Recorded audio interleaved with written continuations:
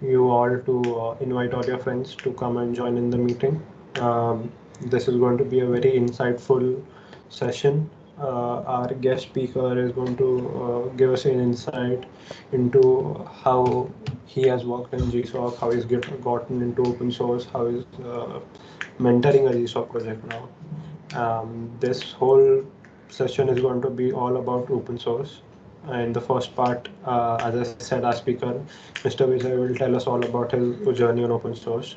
Then in the second part, we're going to talk about Hacktoberfest and how you can contribute to Hacktoberfest. Uh, so before starting, I'd like to introduce myself. I am Rohan Hasbe, and my co-host for today is going to be Manav Mandal. Uh, I myself am an open source contributor and I work at multiple open source organizations. Uh, right now, I'm working on multiple projects, but they are in the pipeline, so not been released yet.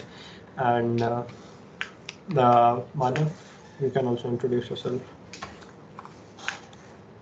Hello guys, I am Manav Mandal. I am a technical core at GDSC Mesco, and it is amazing to see all of these eager participants here today with us. So I think Rohan, let's continue. Right. So for anyone who doesn't know what open source is, open source is a kind of software or a openly distributed code which anyone can contribute to and use. Other than that, open source is, as I said, open to everyone, and is basically open source. You can develop collaborative manner of code. A very famous example of open source software could be VLC. Many people don't know that VLC is open source, but VLC's code is open source. It's open for everyone to contribute to, and mainly open source projects go ahead with people's contributions and donations to them to keep them running, to keep services running. Uh, so another very big example of people might know is the Linux kernel, which is very widely known to be the main point of starting point of open source, and people contributing to it. Now, if anyone has any yeah, right. And more about an open source, you can if for starting in open source, we have done many previous sessions also. You can catch up on that on our YouTube channels, respective YouTube channels also. Manav. Thank you, Rohan, for the wonderful introduction. So I am very happy to see all of these participants with us. And today's session, it revolves around open source. And I know most of you guys have attended all of our previous sessions about open source, Git and GitHub. But I'll just give a brief introduction and I'd like to add a few points to what Rohan said. Open source software is a software that is freely available to use, modify, and redistribute. Projects that are open source they encourage a transparent process that is advanced through distributed peer review. Now, while learning about open source, we'll come across various terms, and one of those terms will be freeware. Now, people tend to get confused between freeware and open source, but the major difference between freeware is that the source code is not available to everyone. Another question that arises is why should you contribute to open source? What benefit do you get? When you get to code more, you get to learn more. It is a wonderful way of giving back to the community, and you also get global recognition via prestigious open source events such as Hacktoberfest and Google Summer of Code. Mostly it's not about code, it's about giving back to your community from which you've gained so much and increasing your network. Some of the major open source events are Google Summer of Code, Hacktoberfest, Season of KDE, and the list goes on and on. But there's a question that is open source all about software? But that's not the case. Open source hardware exists too. There's Arduino Pilot, these and much more. These are a lot of hardwares that is being included in open source. Some of the open source softwares are, I know most of you might be familiar with this, GNU Linux, Mozilla Firefox, and I think up till 2018, Reddit was also an open source. Okay, so now that's all about open source. It gives me great pleasure to introduce our speaker for today, who is going to walk us through his entire journey in the world of open source, Mr. Vijay Barve. Mr. Vijay has completed his master's from Nashik and then worked in a non-profit in Bangalore where he got introduced to the world of open source software. His early contribution to OSS was the Marathi translation of Firefox browser. During his graduate studies in the University of Kansas, he extensively used R for biodiversity research work and got into GSOC as a student. Sir has continued to be a mentor since 2016. He is also interested in biodiversity documentation and citizen science. Thank you, sir, for joining us today. We are eager and excited to learn more from you.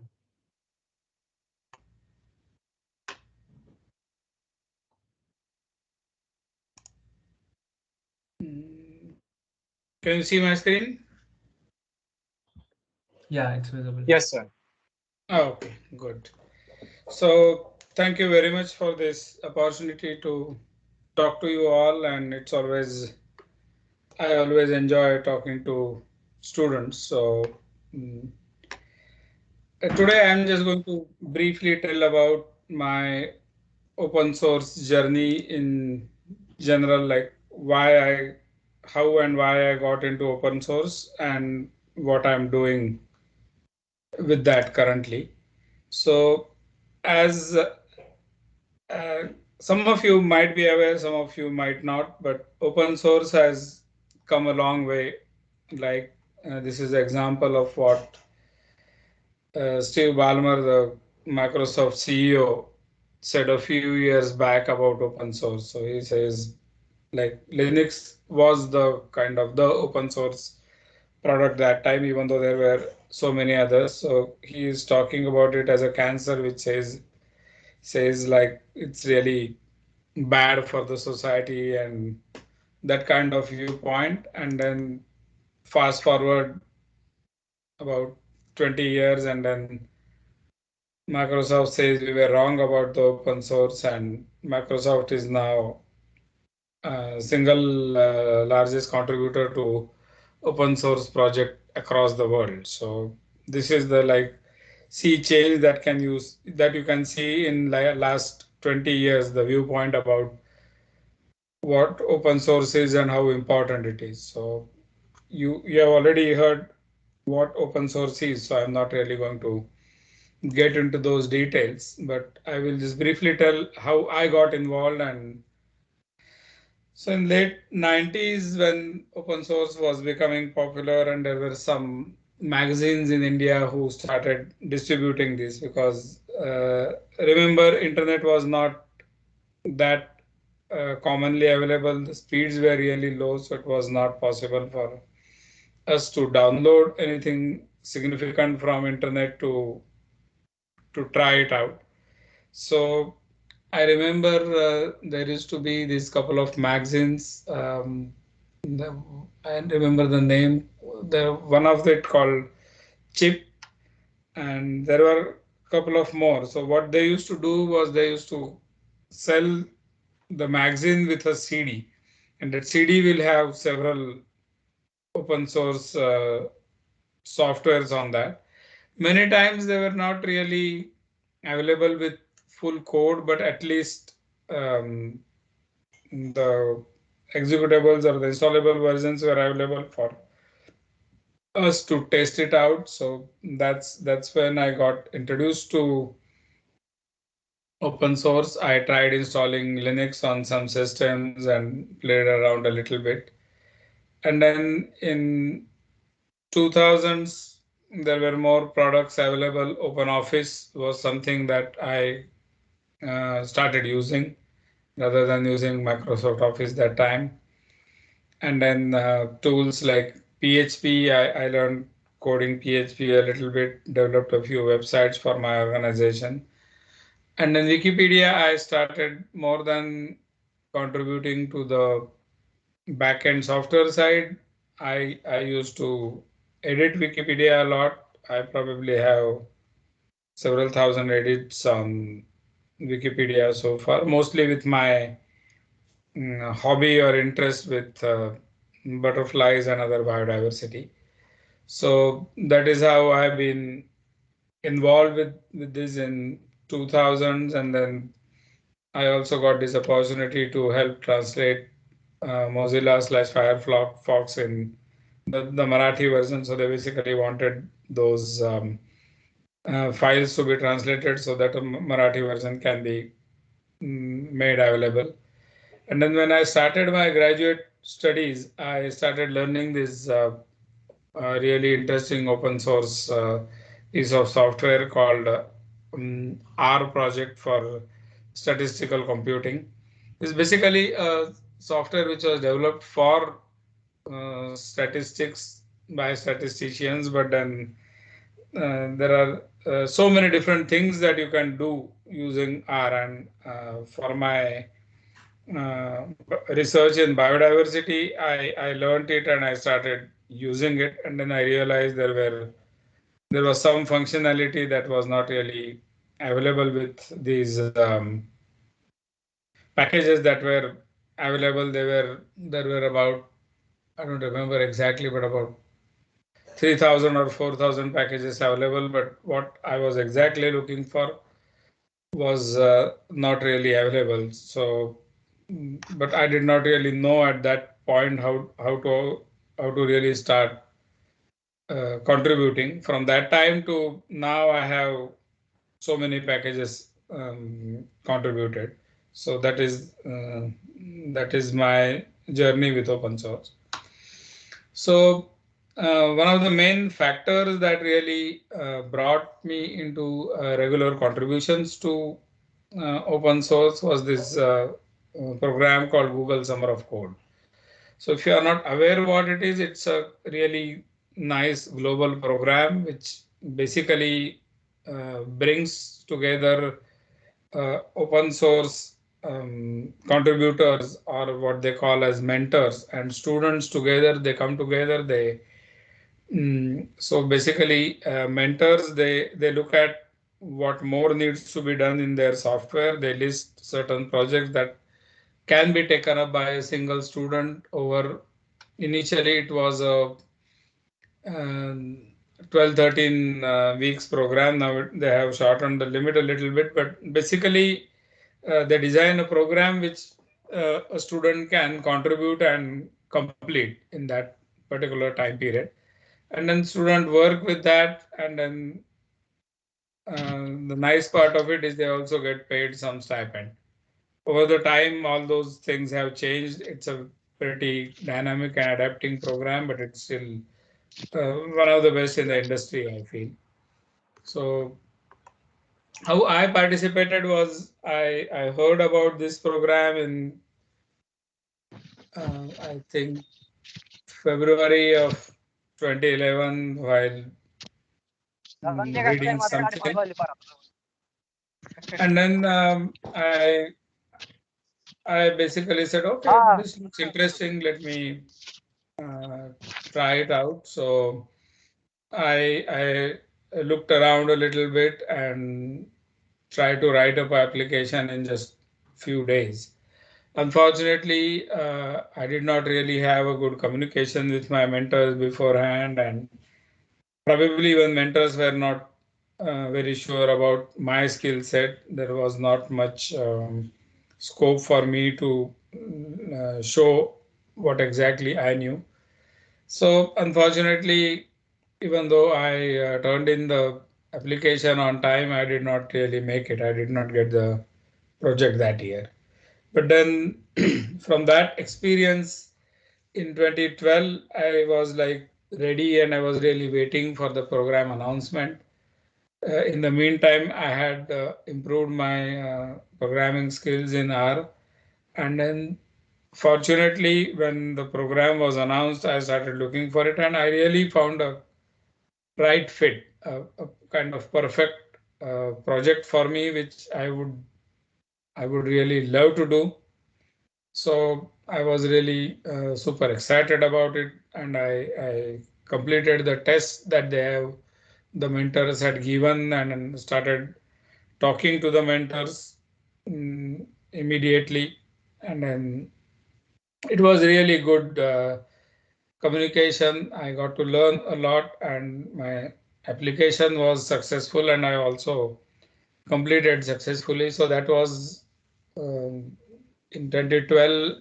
I contributed to 2 new R packages that time, which later on we submitted on CRAN. So CRAN is the repository of all these packages. Okay, just to go back a little bit, for those who are not aware of how R works, it's pretty similar to Python. So there is a core functionality, and then you have a lot of these add-on packages which you kind of install and use on the fly for adding functionality.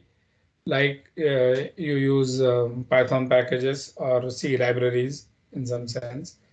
So that was the beginning with Google Summer of Code. I really enjoyed the program, and then those were the days when they did not have restrictions on number of years you can participate in Google Summer of Code. So fortunately, I could participate in for the next 3 years. So totally 4 years I participated in the program as student. For next 3 years, I came up with my own ideas for the R packages. I managed to find right mentors who could guide me through that process. By that time, kind of planning and designing a package and preparing it, executing it, and submitting it to CRAN was not a challenge for me. The challenge was to really find the right topic, uh, design something that is really unique and not otherwise available for the users, and then find the right mentors who could guide me for the subject matter, for the subject domain, to kind of really improve and make that functionality better. So that's how I posted my own projects, which were pretty strong, and our organization and the mentors that I managed to list were happy to support those, and I got into the program and successfully completed. So in 2015, I graduated. I completed my PhD, and then I was no longer a student, but I really still wanted to be involved with Google Summer of Code. So I immediately started looking at opportunities to become a mentor. I designed a couple of ideas, project ideas, and also uh, one of the students approached me with a really nice idea, saying, "I'm really interested," and it was totally into my subject. It was dealing with biodiversity data, so found some more mentors, and we from 16 to 19 I done uh, almost a dozen successful Google Summer of projects as mentor. And then 2020, I was invited to be organizational admin for R. So the role for organizational admin in excuse me, in Google Summer of Code is basically to plan all the activities for Google Summer of Code, right from submitting application. Every year, the organization has to submit application to Google, and then it is scrutinized and then announced if that year the organization is going to participate. So then the responsibility was to prepare that application, then start looking at students and mentors and pairing and making sure every student has 2 mentors, preferably from 2 different organizations or places, so that if something happens, one of the mentors is not able to continue supporting, there is another mentor to support. And basically looking at all these organizational aspects of Google Summer of Code, a lot of learning last 2 years, following up with students, submitting applications on time,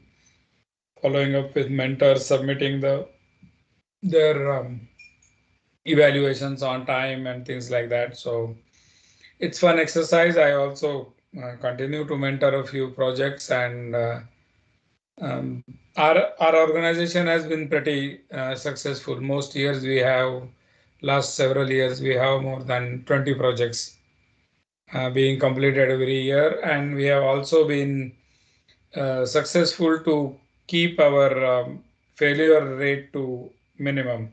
In most cases, the failures were where the student got another job or something, unfortunately, so they did not really plan this well and they kind of pulled out of the program.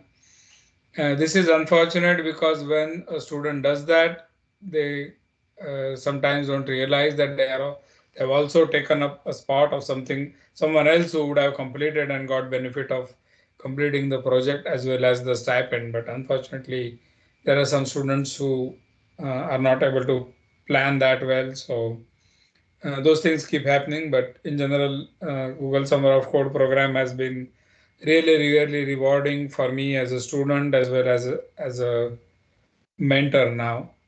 So this is about the Summer of Code program. Last few years, I've also been working with students who are not going to apply for our organization, but any other organization to basically guide through this process, because the process is fairly complex. It's not that easy to just kind of read and follow at time. Students have a lot of questions or need some guidance.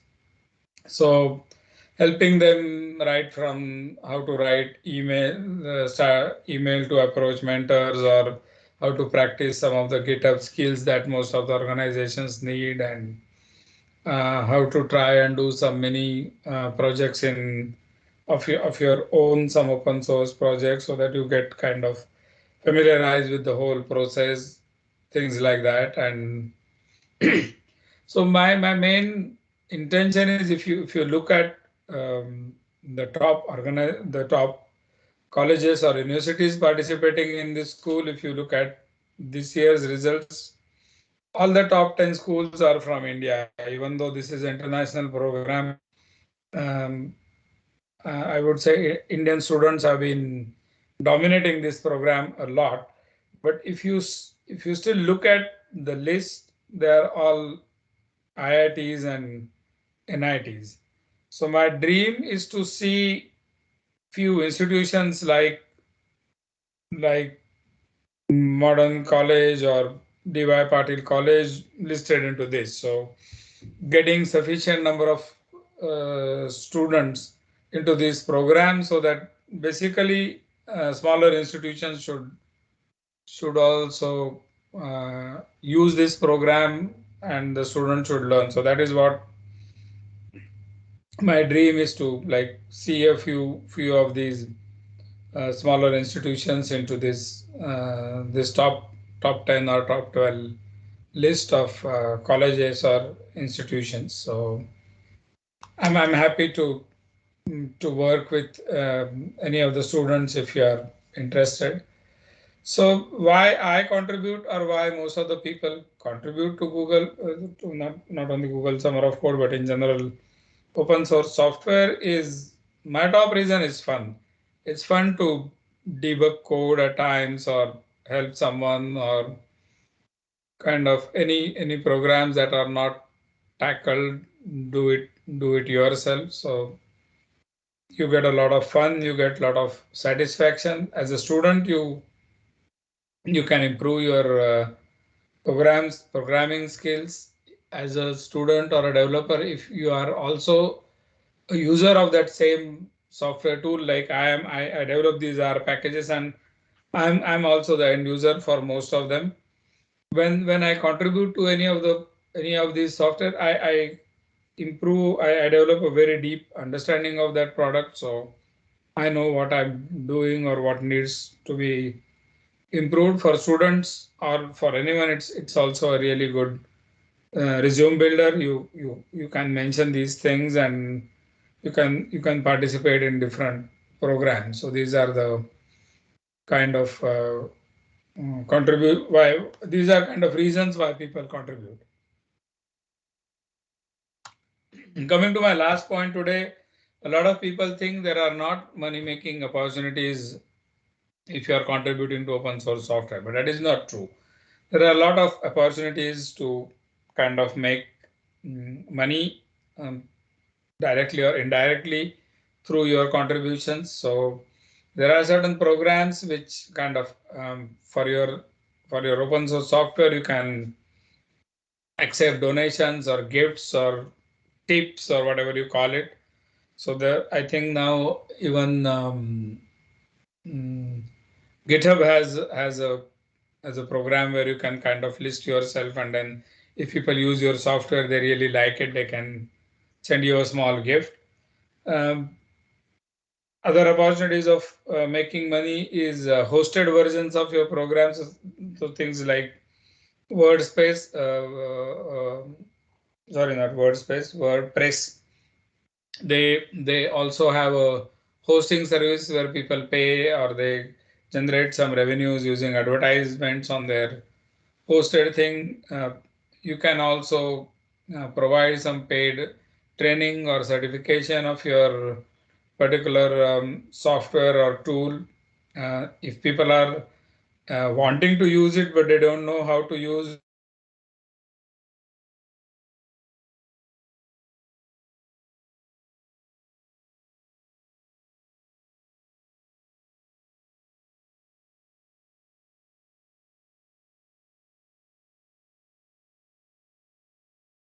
basic software is free and open source. The source is available, but there is a slightly improved, better, higher version which is kind of paid. You pay some money for doing that. There are several, like a good example in my domain is RStudio. They have a free version as well as they have a paid version with more features. And then you can like people can pay you to build more features or functionalities, saying your software is really good, but why don't you add this? And you say, okay, but I don't really have a lot of free time. So if you pay for my time, I can develop that kind of thing.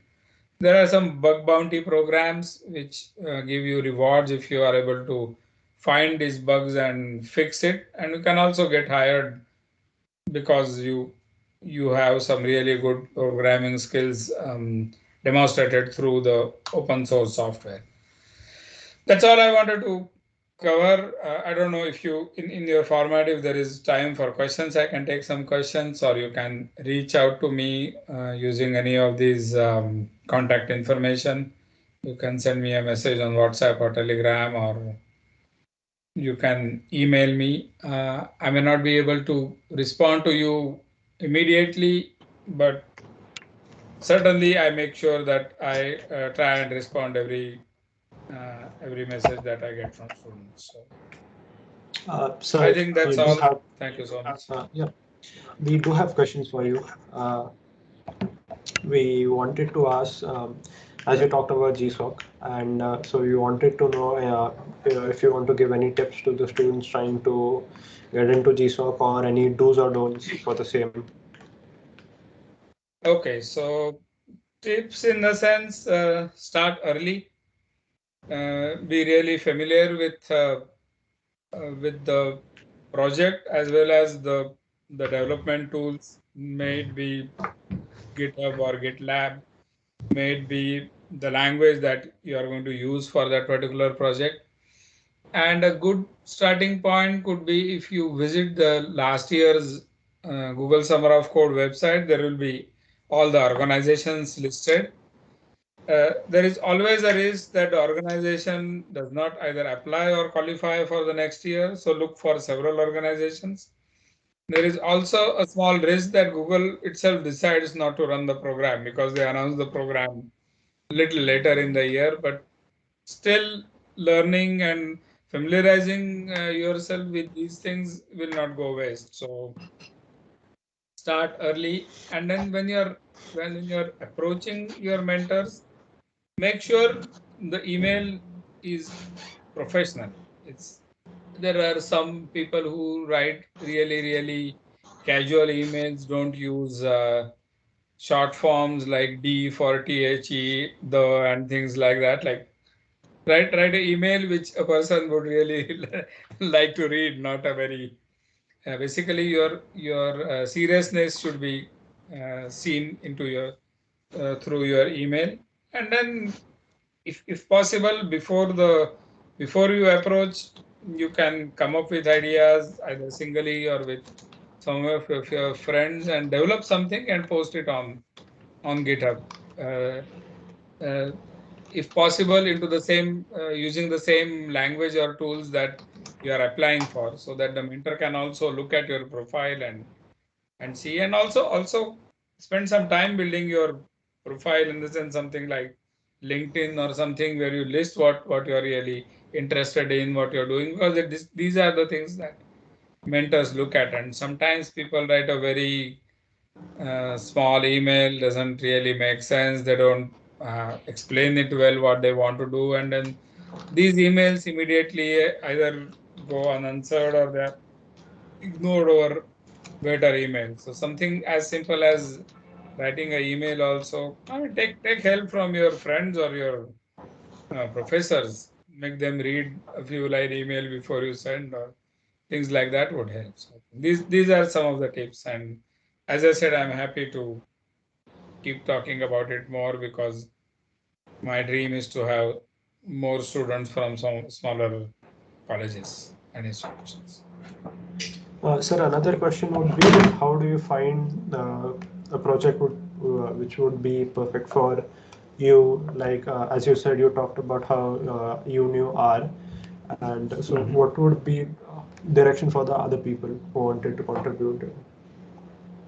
Okay, so my personal opinion is just a programming language is not enough. It's nice to have a little bit of domain knowledge in some domain, which combination really helps. So by domain, I mean if you are in something like visualization or operating systems or whatever, like there has to be a specialization. So for systems programming, you might need to know something like C really well, but only that is not sufficient. You also need to know some fundamentals of operating systems if you are looking at contributing to KDE or Linux or things like that, or if you are contributing to something like what I did. So I was looking at, I really took advantage of my background and knowledge in biodiversity science and programming. I combined it together. That's how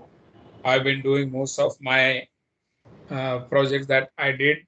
All four of my projects I did were with biodiversity, and most of the projects I mentor are also dealing with biodiversity, because that's my core domain that I understand. So it's really nice. It could be anything. It could be your hobby. It could be your serious interest.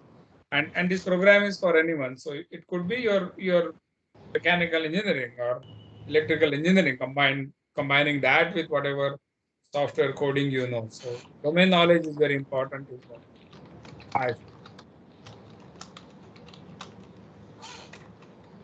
Right. If anyone has any questions, they can put it in the chat. Chat is open to everyone.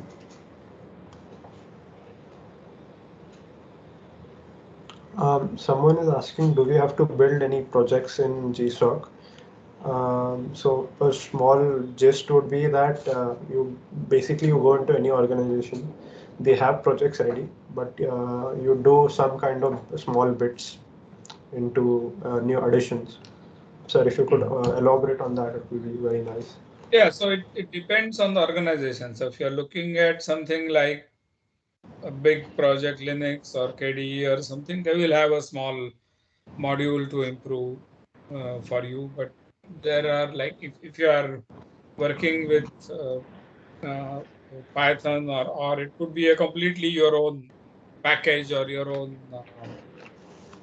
project where it's not really dependent on other things. So it totally depends on what organization you plan to work and what size of project they are dealing with. So yeah, that would be this. If anyone else has any questions, they can put it in the chat box.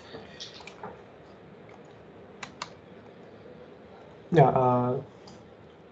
How to select a organization in GSOC. So as I was saying, a combination of your skill set and what organizations are looking for, plus a little bit of domain knowledge. Like excellent thing is machine learning. If you really know machine learning, look at organizations that use machine learning. And if you really know Python well, look at organizations which use Python for machine learning. So that's where you are best treated. But also make sure that some of these really popular technology and languages, there could be really high competition.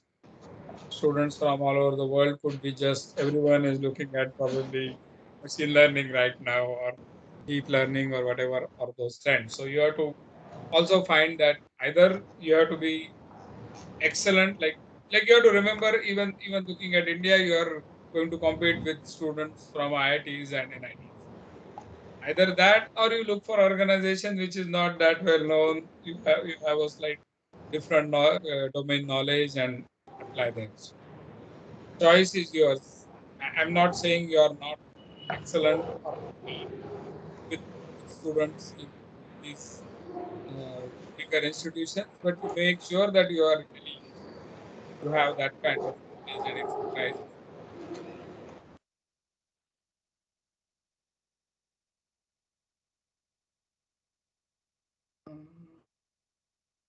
Cyber security, I'm not really sure. I'm not a person. Yeah, these questions are becoming too domain specific rather than generally about open source or so for domain specific questions, I'd rather ask you to go into GSOC's website, and then they have a filter for filtering projects via domain. So you can look into, if you know a certain language, you could filter it via a certain language. If you know a certain domain, you filter it via a certain domain. That could be one type of criteria for you to try and find out. Another tip is if you look for the project listing page from last year, and if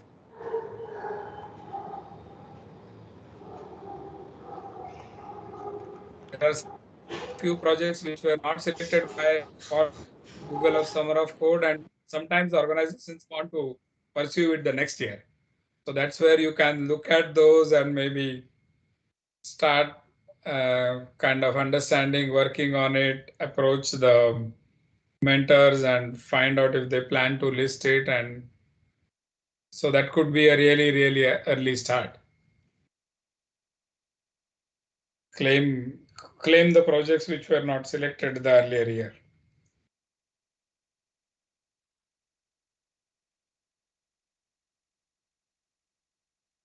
That's all. Any other questions? I don't think so. Prachiti, if you could take on the thank you note, please. Yes, okay. Thank you, Mr. Vijay, for an enlightening and entertaining presentation on open source contribution. We appreciate having this mysterious area clarified.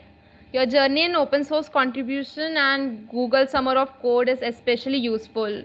Like, we owe you a special vote of thanks for being here, taking out time from your busy schedule. It would be our immense pleasure to invite you once more in the near future. Thank you once again.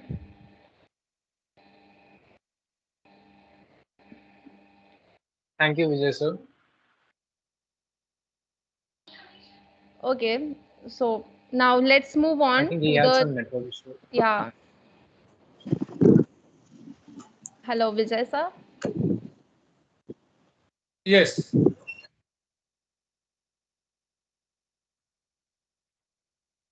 Okay, then I'll start presenting my screen.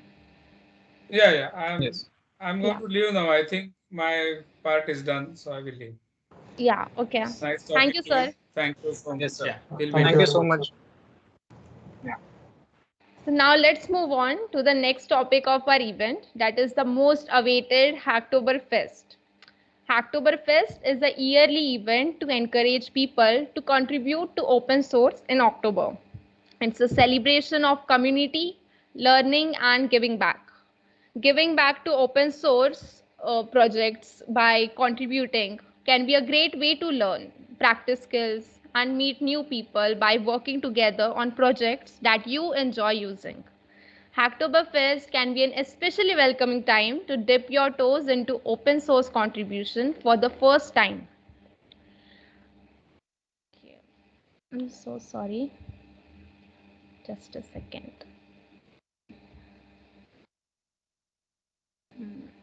Yeah. Okay. So in Hacktoberfest, DigitalOcean, in partnership with Intel, Upright, and DeepOcean, encourages developers to contribute to open source. The event was created to raise awareness for the open source community and encourage participation in open source projects. Hacktoberfest was started in 2013. That was the first year which had nearly 700 participants. And over the years, Hacktoberfest has grown to a community having nearly 150,000 participants in 135 countries who participate by sharing their projects, making pull requests, attending events, donating, and showing the support of open source. And I feel delighted to say that this is the 8th year of Happy Hacking. You just have to register for the event and contribute to any of the projects registered with Hacktoberfest. The contribution should be valuable. For example, changing design of a website or helping solve a problem in which the developers are stuck.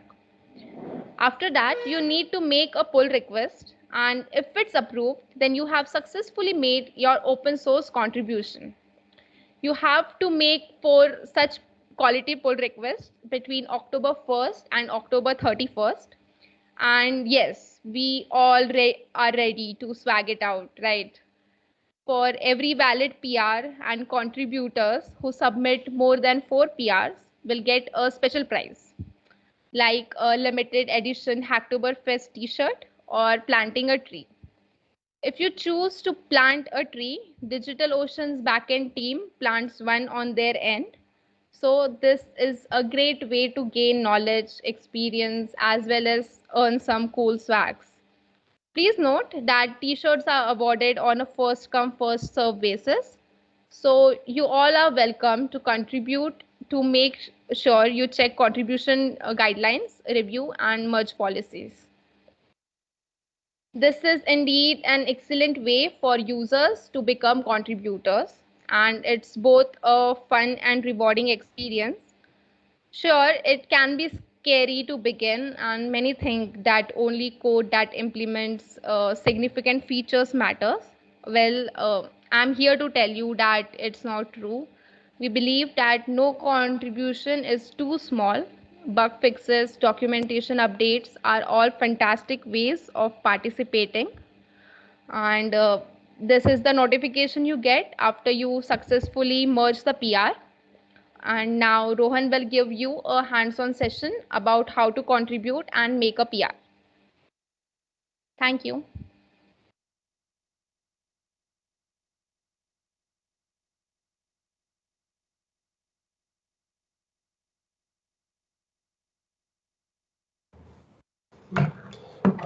So this part of the session is going to be a little interactive or a hands-on type of session, part of the session. We are going to look at how we are going to make our first PR when getting into the world of open source. I obviously have already been using GitHub, or I've been a long time user, and I have as I said in my intro, I've done a lot of work in open source and I've contributed, and I'm also a part of many 2-3 open source organizations. So before we start, if you don't know anything about Git or GitHub, both the colleges, MESCO and DYP-COE, have done events on Git and GitHub. After this event, you can go and look at those videos on YouTube. Right now I'm going to share my screen and we are going to try and make our first PR. Right, guys, is my screen visible? Yes, Rohan, it is Yes, visible. yes. Yes, sir. Yes. Okay. Let's try. Okay, before starting, so in Hacktoberfest, when we are trying to contribute to any, let's say any repository or any project, first of all, the main point of finding any project, you have to search for the tag called Hacktoberfest. You search for, you go into GitHub, you type in Hacktoberfest in the search bar, and then this topic comes up. You can see, you can click on see this topic, and then different repositories come up which allow you to contribute into them. We have also made a certain document for you guys in which we'll be including some certain repositories to which you can contribute to. It includes AIML, then Android development, and also web development. So it will be useful for you guys to contribute to some basic projects, intermediate projects, so that it helps you get started with your open source journey. Now, looking at, as I told you, we have made, if I go into our own organization, DSC DYPCOE. This is DSC DYPCOE. All the links you'll be getting, all the links, I talked about the document, you'll be getting all those links. So just for the demo, we are going to look at how we contribute. As you can see here, we have a tag called Hacktoberfest. You have to find this tag. For example, you go into someone's organization or some repository, and you open it, and you don't see a Hacktoberfest tag, right? Here you can see there is no Hacktoberfest tag. If you try and PR to that, your contribution won't be counted as Hacktoberfest, but then it will be an open source contribution. That is it. That is all this month of October or month of October is all about. It's not about just contributing just for the sake of contributing. It's contributing for the betterment of everything. So let's try. We'll go into how we are going to PR. So before starting, you have to make a GitHub account. Obviously, once you've made a GitHub account, try and find that tag Hacktoberfest. We have found one repository. This is example repository. We go ahead and we fork it. So right, I'm going to fork it into my own account. Okay, this takes a few seconds. And once it's here, we will copy the URL, right, and we'll clone it. Again, these steps are coming. These steps have already been shown multiple times in the different events we have done before. If you want to go into deep, you can watch those. This is just a small hands-on as to how it happens, right? We will type our git clone command. And Rohan, just a second. Sorry to interrupt, but could you please increase the font size? yeah, sure. It would be more easy for people. And don't worry, people. We'll share these commands with you in proper documentation. Right. Yeah. Is it visible now? So I've just cloned it and I've gone into that repository, right? Once I'm into the repository, I see what all files are there. I see a README file is there. I will go in and edit that README file. Again, as Nikhil has said, we'll share all those commands on what we are doing in a doc file. The doc file is made especially for you guys to come and contribute. So I'm just going to make a new line. I'm going to say hello everyone.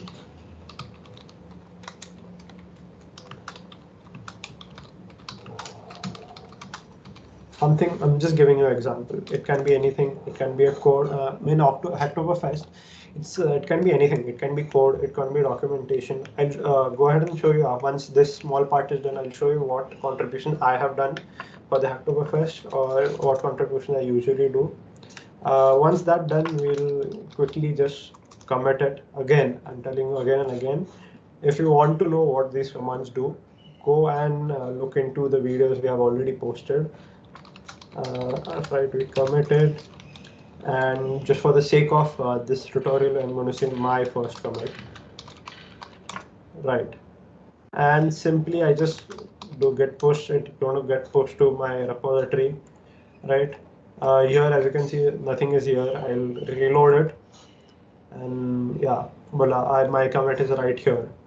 And now the main part. Now this is where the Hacktoberfest comes in. We click on the pull request button right there. We create a new pull request, this green button, right? And then you can see it has automatically seen that I am trying to create a pull request. So it has. So whenever you're making a pull request, make sure that to the repository you're making the pull request should be on the left side, and your repository, see here, Rohan Asbe slash, should be on the right side. Okay. Now go ahead and create the pull request. I'm going to write my first commit. I've created the pull request. Now, Nikhil, if you can accept it, and it will show up and let everyone know how exactly it works. So another part of Hacktoberfest and contributing is to search for issues. One part of finding a project was to use the Hacktoberfest tag. Another part would be to find out issues. So here you can see this is one of the Android projects we are going to make public for everyone to contribute to. Here we have made issues. You can click on the issues, go into it, and if I want to work on about us, I go in and I tag the repository owner. In this case, it's Adarsh Sete, our Android lead at DYP I'll tag him and say that I want to work on this. I want to work on this. Please assign it to me. Yeah, once I've said it, I can hit the command button and it will ping him, and then the repository owner can assign you the issue. And then when you're making a pull request, you can say that issue number 2, issue number 3. As you can see here, there is a big number 2 that you can just when making a pull request, you can say XYZ issues addressed, number of issues addressed. So if I think Nikhil has. Yes, I can accept it. So just a second. Yes. Here you can see it will automatic. It's GitHub is very responsive at times, and if I'm sitting here online, if Nikhil in case merges it, it might just load up right away.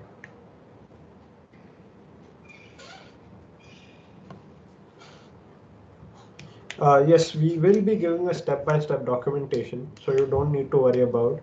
This is just a hands-on part, so that if you're again, we're going to upload this video on YouTube. If you have any issues, you can go back and watch again. So Nikhil, here you can see Nikhil has added a Hacktoberfest accepted label, and now he can either merge it, and Nikhil has, here you can see he has merged it immediately. Okay, now before that, once that's done, you can load up here. You can go to this link. We'll be giving you all the links, relevant links. You have to first of all register here at this link. As I've already registered, if I click on start hacking, it starts loading my profile. It is a bit slow because number of participants are very high. As you can see, I've made I've made multiple pull requests, but 7 of them are in progress. 7 of them are what do you say? Are in progress, are in maturing. There is a criteria that once you make the pull request, it should mature for 14 days. So as you can see, my pull requests are about to mature in 4 days. One of the pull requests I made, I'll show you, was in GirlScript. Many of you might have heard of GirlScript. I was a part of GirlScript. I was contributing to it. So this is one of the pull requests I've done to GirlScript. As you can see, I've written here, I contributed to the open source side of GirlScript. It was documentation, right? I've made the proper issue. I've written that open source, improving content and minus spell check. That's the title. You have to concise your work into the title and let the author know that you have done this. So you can see if you go into file changes, you will see it is a big change, but that is all. I've just contributed. Then the author sorry, not the author, the owner of the repository comes and says that it looks good to me, and thank you for contributing on this, and he merges it. So this is basically what happens in open source. I can see I've made the change. It's quite a substantial change. Some spell check and some kind of reformatting of the document. This is one of the repositories taking part in Hacktoberfest. Rohan, just a second. You're muted.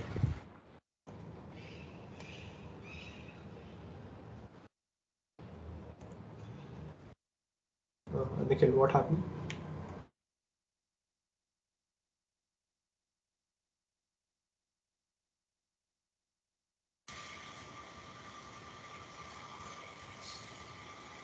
Nikhil, you are not audible.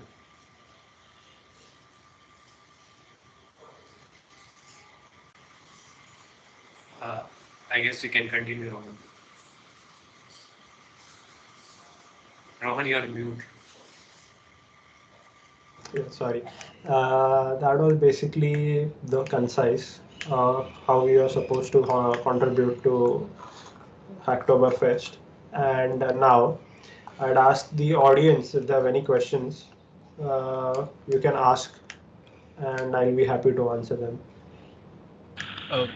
Hi, Rohan. You're saying something about me, but my headphones are discharged. No, I thought you were saying something. No. Nothing. Yeah, I was saying that if anyone from the participants wants to ask any questions, go ahead, ask questions. I'm right here to answer them.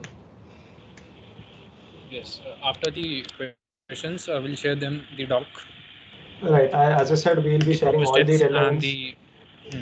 Yep, all the relevant links will be in one place. How to join any Mescol Discord or our Discord, or how to contribute. It will be all in one doc. It will be really helpful. And again, if you have any questions, please do ask them. Yes. If you have any questions, you can send them in chat box. And also, if you want any another help, like if you want a proper documentation, like on how to use Git and GitHub, just ask for it in the chat. We'll share it if there are proper number of requests. Then we'll share it in all the Discord servers. Okay, Amit is asking, I want to contribute to Kubernetes. Which skills do I need to learn first? So again, this is a domain-specific question. Kubernetes, from what I know, from what I remember, what I have done, Kubernetes is a part of DevOps, and DevOps is backend. And basically, Kubernetes is running certain forms of how do you say? Right, I'll show you again. Kubernetes is basically I too don't know mostly, but from what I know, Kubernetes are containers in which you can run specific things. Right, even if you only know Python, you can contribute. As you saw, one of my contribution was just a documentation. You can start from totally anything. Yeah, there is nothing as such as completing Hacktoberfest, right? It's just that your contributions in the month of October have been noted. Rohan? Right, yeah, I quickly checked. Actually, Kubernetes is totally in Go. It's written. Yeah, no. It's, you wanted to kill up. I was just talking about what Kubernetes is, not what it is written in. Yes, okay, Kubernetes is written in Go because it is made by Google, and Google loves Go. If he wants to contribute, then he would have to like. Yeah, he'll have to learn Golang. Go and yeah. Okay, so E51 Infosys has asked, can a total beginner successfully complete? Okay, I think you typed the question right.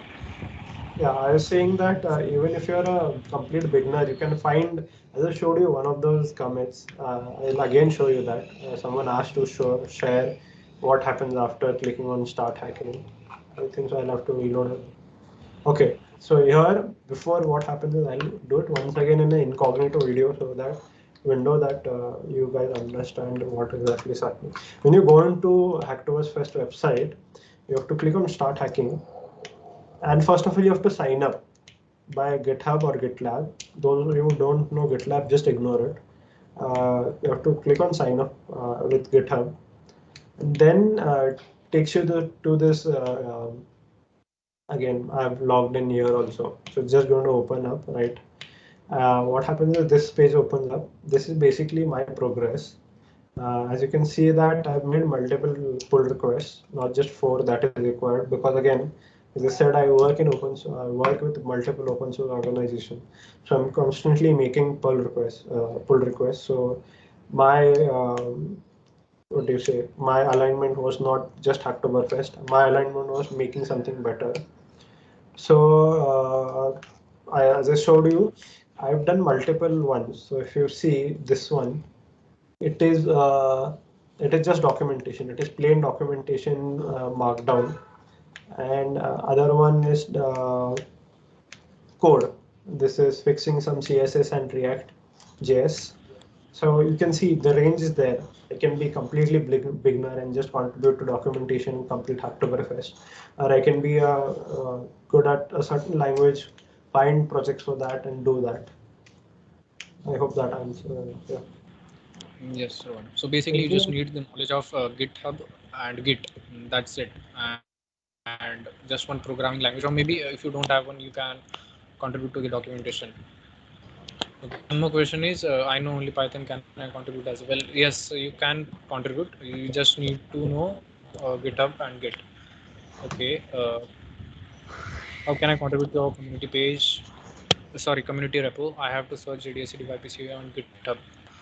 Yes, you'll have to search it, but we'll make it more easy for you. We'll share the doc, which will have direct links to the repos which are participating in Hacktoberfest. Okay, Rohit has asked how to find open source projects that need pull request for Hacktober. As I told you, I think so you missed that part, but you can go on GitHub and search the tag Hacktoberfest. Again, this is a recorded session. We'll be uploading to YouTube. You can just go on YouTube and go a little behind and check what exactly I've done. Again, I'll just talk through it that you have to go and search for the tag Hacktoberfest, and then go ahead and go ahead and PR to it. So as I said, I work with a couple of organizations, those. So we had our own internal issue tracker. I just fixed issues in our own organization, and those got counted towards Hacktoberfest. I don't go and find out repositories for Hacktoberfest. And again, then for in Java, as I told you, what you can do is you can find that. Again, I'll try one more thing. I'm not sure if this will work. Let's try it if this works. If we go on GitHub and we search Hacktoberfest and Java, this should work. Yeah, Hacktoberfest and Java, you'll get repositories which have the tag Hacktoberfest and accept the language Java. So you can just open this. This is an example. Here you can see the algorithm /Java, and it has this issues tab. There you can see there are a lot of issues open for you to go in and contribute. Basically, before contributing, go and check if someone has already not assigned it to this. So as you can see, this guy has asked, said that I would like to work on this, and the author has assigned it to him. So like this, you have to go and search. We did for Java, like that we can do for Python too, I think. You can see I will just search Python, and yeah, same. Python comes up, you can go ahead and contribute to the same. I hope that answers your question.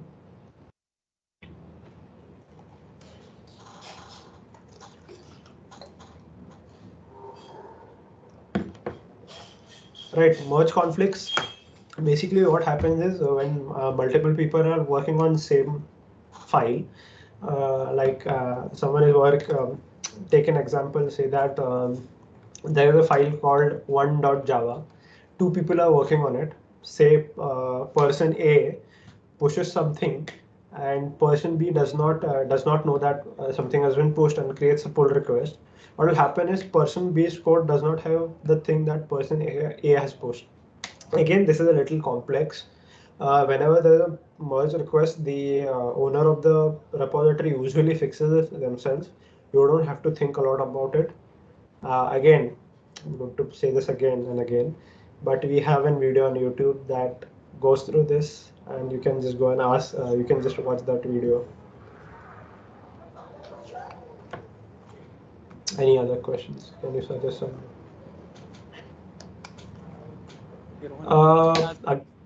Again, Amit, as I told you, we are going to send you a document. There we have made GDSC DYPCU and GDSC MESCO have made a document in which we have made some projects of our team members public to which you can contribute. Rohan, I'm sending the link of the documentation in chat box. Right. Could you please just open that document by sharing your screen? We'll show them what to do through that document.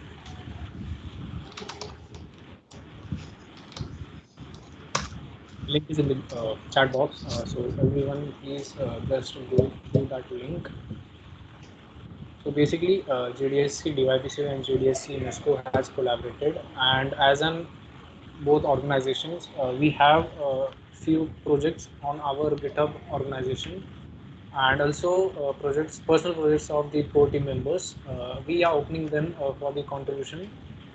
Rohan, could you please just share? Yeah, I'll share it for everyone to see. Let me download it.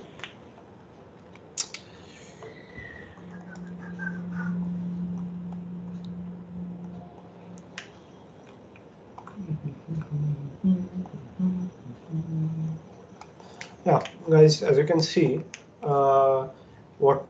everything I did is right here, right from forking or making the command. So all the commands are right here. Okay. Okay, here you can see we have listed some repositories. We have listed a few web dev repositories. Then we have few Kotlin application repositories. We have Java repositories. We have AIML. And this is an additional documentation we are giving you guys so that you can look into active repositories for Hacktoberfest. This was made by another GDSC. Thank you to them for supplying it again. So basically, you can find the repos domain wise. Just go to the specific section. Like if you are a web developer, contribute to the web dev repositories, and our team will take care of merging those PRs so that your contributions will be counted in Hacktoberfest. And if you have any doubts regarding this, like it may be of anything, like right from like how to make PR or any of Hacktoberfest doubt, you can just ask our team on our Discord. Just tag @core team, and someone will surely reach out to you. So Rohan and Manav, I think we can end this session. right. Yeah, and first of all, I'd like thank everyone for attending this session. We are really thankful that you guys attended the session. The turnout was really good. I hope that you like the speaker and his motivational words and it helped you. And also the Hacktoberfest part, I hope that it helped everyone and it will help everyone to contribute to open source. So now I'd like to ask you guys to join our Discord if you have any doubts. All of us are there present, and we are there to help you and get your doubts solved. Right. Thank you guys, everyone. I officially announce that the event or the session for today ends here. You guys can leave now.